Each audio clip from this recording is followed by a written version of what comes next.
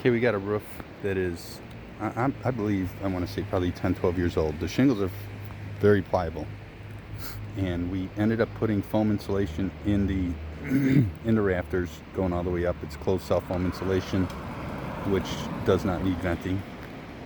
Down at the bottom edge, there's some, at the exterior wall where the vinyl siding is, there's some brown streaks where it looks like something had been leaking in. Now there's a 2-foot overhang, so right at the edge of that gutter helmet, we got another foot or so before the exterior wall starts. So about 2.5 foot from the nose of the helmet up is the exterior wall. So there's some leaking in there, and there was some leaking inside the ceiling area, which is another 6 inches, 4 to 6 inches with the wall depth to the inside. So the first inclination is that possibly, and it seems to be only happening during winter when it gets real cold. So obviously the first inclination is either A, there's some nails that are too close to the butt joints. That could be an issue. Which I went all the way up from top to bottom. There isn't one nail that isn't less than 3 to 4 inches away from the butt joints. So that's not the culprit here.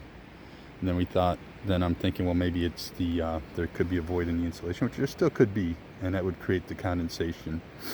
Because that warm air rushes through that void, gets up to the roof deck, and creates moisture.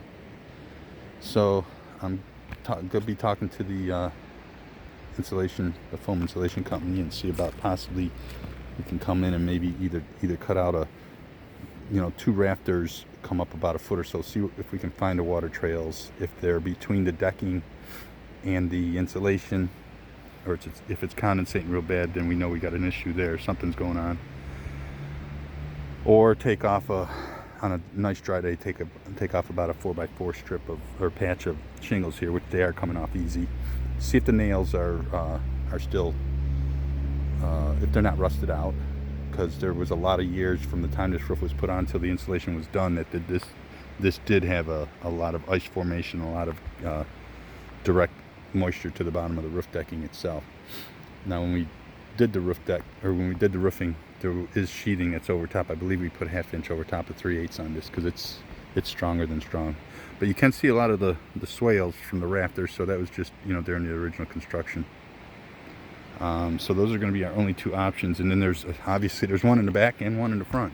Now these roof vents it's impossible for these roof vents to leak. Even though you see these louvers here, inside is a flashing that goes all the way down to the bottom of the roof deck and has about a 1/2 inch space for air to get around. So those roof vents will not leak. They were put in here during the original roof, and then when the foam was installed, there was no need to take these apart, and we basically blocked them all off with aluminum from the inside, so no air can be a problem, and foamed underneath it. But nothing can get in on these roof vents as much as you think they could. And these roof vents, obviously water can't climb up over that ridge and go down to the front. So if they were causing a problem, they would be the ones on the back.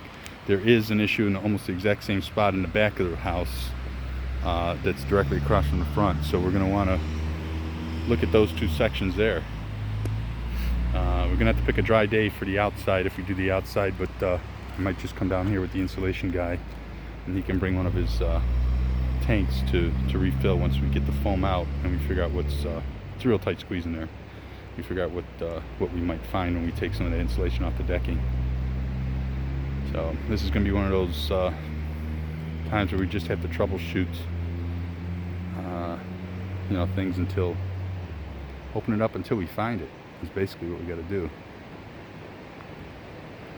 It's a stumbling block, that's for sure. Now, if these nails if we do pull up these shingles and we find out that a lot of these nails are rusted out to a certain extreme, then any restrictions of ice damming will cause any backup. Those nails aren't going to penetrate it from going through the ice shield anymore because they're not the same dimension as they were originally installed. So that very well could be the culprit too. Believe it or not, your fasteners are important, and if they are, so in other words, if you got something that's a 1/4 inch in diameter when you put it in new, and as it rusts out, it diminishes down to an 1/8 inch, you've now got a clear path for water to come in. Even if there is ice shield there, it's it's not around the ice shield anymore, and the shingle itself. So that could be the thing. But it's just a nice simple ranch, and this is one of those goofy things where there really isn't any obstacles that would be a culprit. There's only, you know, one of maybe 3 possibilities here, so we got to figure out which one it is. And then we got some repair work to do on the drywall.